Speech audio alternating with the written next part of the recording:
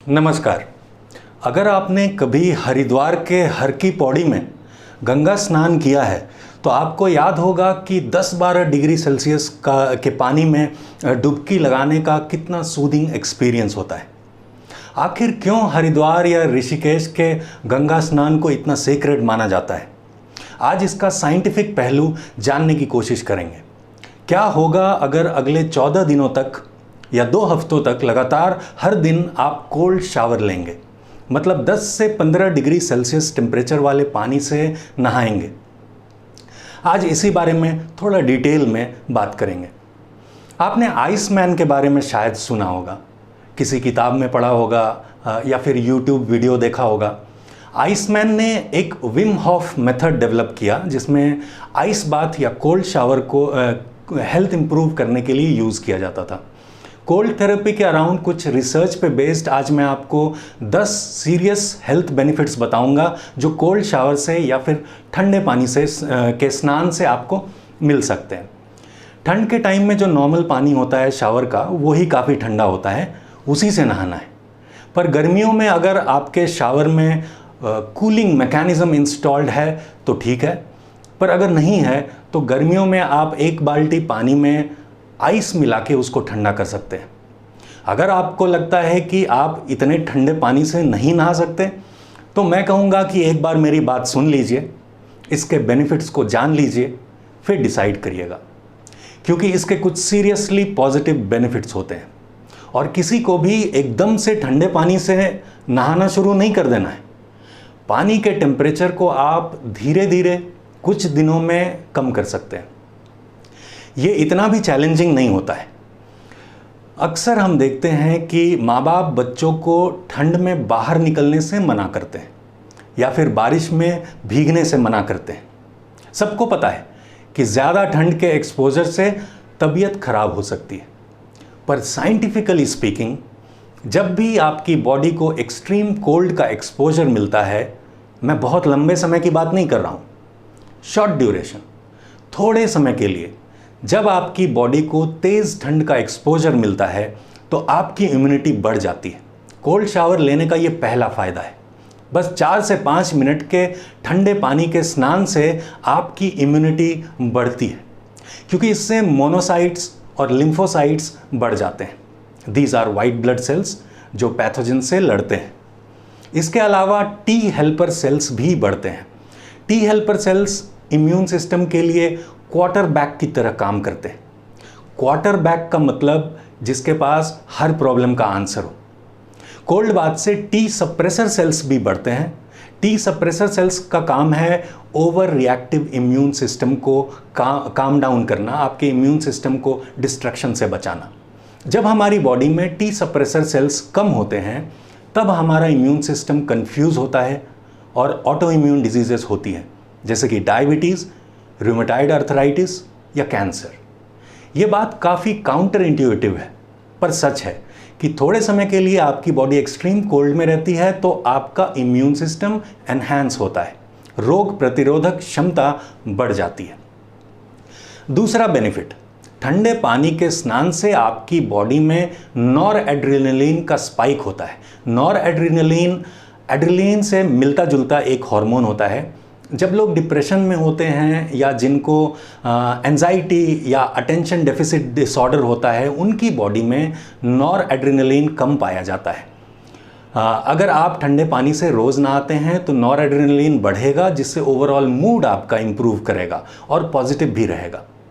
अगर आप depressed feel कर रहे हैं तो एक बार ठंडे पानी से नहा लीजिए, आप काफ़ी बेहतर फील करेंगे।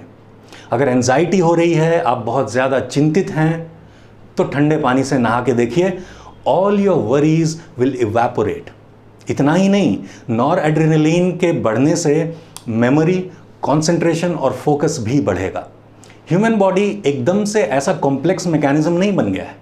ह्यूमन बॉडी को इतना इवॉल्व होने में समय लगा है, लाखों साल लग गए हैं, और इस दौरान ह्यूमन बॉडी ने अपने आप को अडेप्ट किया है एनवायरनमेंट के प्रति, ठंड के प्रति, भूख के प्रति।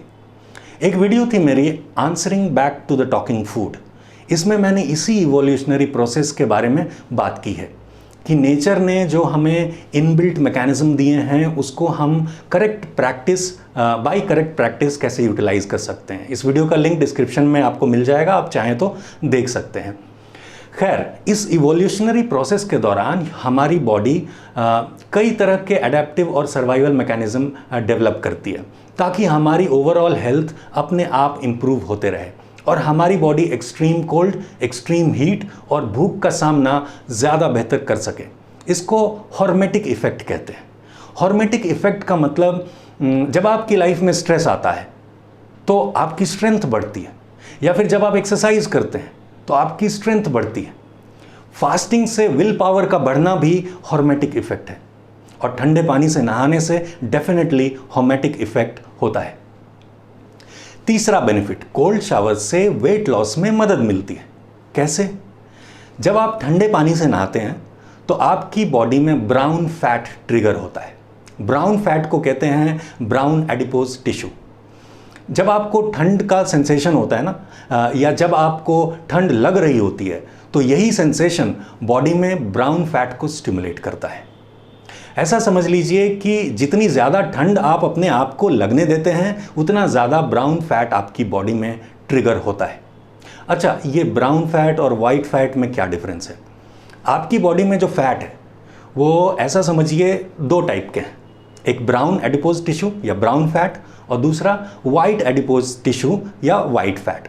ब्राउन फैट आपकी बॉडी में हीट, एनर्जी और मेटाबॉलिज्म को बढ़ाता है और मेटाबॉलिज्म बढ़ेगा तो अपने आप वेट लॉस स्पीड अप होगा।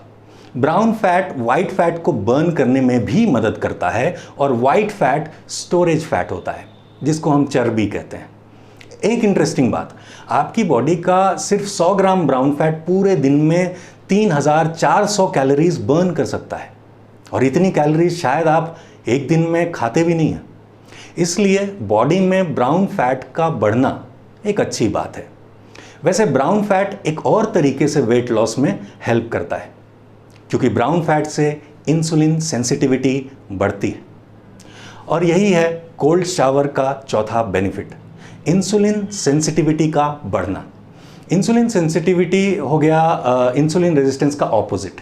अगर आप मेरे वीडियोस देखते हैं तो आपको पता होगा कि हमारी इंसुलिन सेंसिटिविटी जितनी ज़्यादा बढ़ेगी उतना कम इंसुलिन बॉडी प्रोड्यूस करेगी क्योंकि अब इंसुलिन काम करने लगा है, जिससे कि इंसुलिन रेजिस्टेंस कम होगा और जितना इंसुलिन रेजिस्टेंस कम होगा वेट लॉस उतना आसान होता चला जाएगा।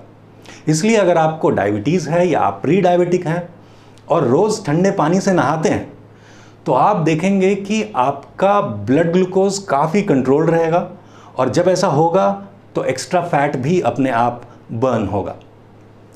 पांचवा benefit, cold shower anti inflammatory होता है। इसलिए अगर आपकी बॉडी में कहीं भी इन्फ्लेमेशन है या आपको कोई ऑटो इम्यून डिजीज़ है जैसे कि arthritis, rheumatoid arthritis, tendinitis, pulmonary hypertension, तो कोल्ड शावर लेना बहुत ही फ़ायदेमंद रहेगा। आपने देखा है ना, जब किसी एथलीट को चोट लगती है तो बर्फ़ की सिकाई करते हैं क्योंकि चोट लगने का मतलब इन्फ्लेमेशन और ठंडी सिकाई इन्फ्लेमेशन को कम करता है। छठा बेनिफिट, कोल्ड शावर आपकी बॉडी के ओवरऑल एंटीऑक्सीडेंट नेटवर्क को बढ़ाता है। एंटीऑक्सीडेंट्स के बढ़ने का मतलब है कि डीएनए का डैमेज कम होगा जिससे कि कैंसर का खतरा कम होगा और भी बीमारियों का खतरा कम होगा। सातवां benefit, neuro protection. Cold shower brain के लिए बहुत अच्छा होता है और ठंड की वजह से न्यूरॉन्स का रीग्रोथ एक्टिवेट होता है। इसका मतलब ये हुआ कि ठंडे पानी से नहाने से बुद्धि का बेहतर विकास होता है और इसीलिए गुरुकुल परंपरा में हमने देखा है कि सुबह 4 बजे शिष्य नदी में ठंडे पानी में डुबकी लगाता है फिर गुरु के पास जाता है क्योंकि इससे न्यूरॉन्स का रीग्रोथ होता है और बुद्धि विकसित होती है। आठवां बेनिफिट, लॉन्जेविटी, मतलब ठंडे पानी से नहाने से उम्र बढ़ती है। कैसे? जब आप ठंडे पानी से नहाते हैं तो इससे ऑटोफेजी स्टिमुलेट होता है, ठीक उसी तरह जिस तरह फास्टिंग से ऑटोफेजी स्टिमुलेट होता है।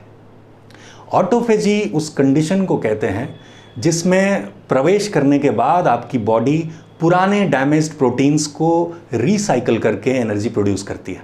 अगर आपकी बॉडी में कुछ चीज़ें ठीक से काम नहीं कर रही हैं, जैसे कि प्रोटीन्स या एंजाइम्स या माइटोकॉन्ड्रिया, या फिर अगर ब्रेन में प्लाकिंग हो रही है जैसे कि एमिलॉइड प्लाकिंग और व्हाटएवर, आपकी बॉडी ऑटोफेजी के दौरान इन सब को रिसाइकल करती है और ब्रांड न्यू प्रोटीन मॉलिक्यूल्स बनाती है। 9वां बेनिफिट, स्ट्रेस कम होगा। कोल्ड शावर की एक खास बात है कि इससे कॉर्टिसोल का लेवल कम हो जाता है, मतलब इससे स्ट्रेस कम हो जाता है। ये एक्सट्रीम स्ट्रेस का फर्स्ट एड है।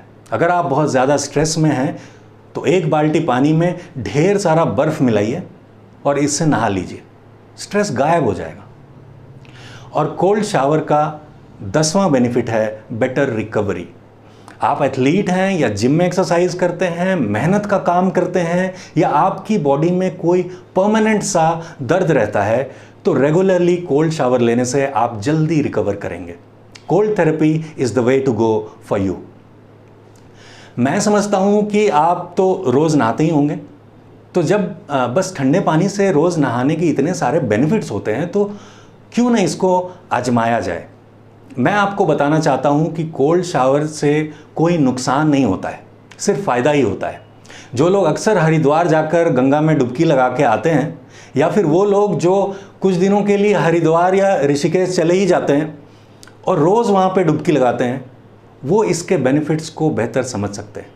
पर एक बात का ध्यान रहे कि अगर किसी को ठंडे पानी के स्नान करने की आदत नहीं है और वो एकदम से फ्रीजिंग कोल्ड वाटर में चला जाए तो बीमार पड़ सकता है।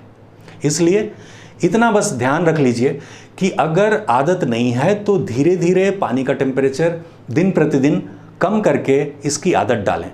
और एक बार कोई आदत डल जाती है तो फ्रीजिंग वाटर में उतरने से तबीयत खराब नहीं होगी, बल्कि उसका फ़ायदा ही होगा। एक इम्पॉर्टेंट बात, आपने सुना होगा कि आइसक्रीम की तासीर गर्म होती है, या आपने सुना होगा कि गर्म पानी से नहाने से ठंड ज़्यादा लगती है। ये बातें सच हैं, साइंटिफिकली ये बातें ट्रू हैं। जब आप ठंडे पानी से नहाते हैं तो अंदर से शरीर वार्म अप होता है, और जब आप गर्म पानी से नहाते हैं तो शरीर अंदर से ठंडा हो जाता है। इसलिए गुनगुना पानी से नहाने के बाद नींद अच्छी आती है, क्योंकि शरीर अंदर से ठंडा हो जाता है। तो उम्मीद है आज की बात आपको समझ में आई। कोई सवाल हो तो कमेंट्स में लिखकर पूछ लीजिएगा। तो फिर मिलेंगे, तब तक के लिए स्टे हेल्दी, एंजॉय लाइफ। नमस्कार।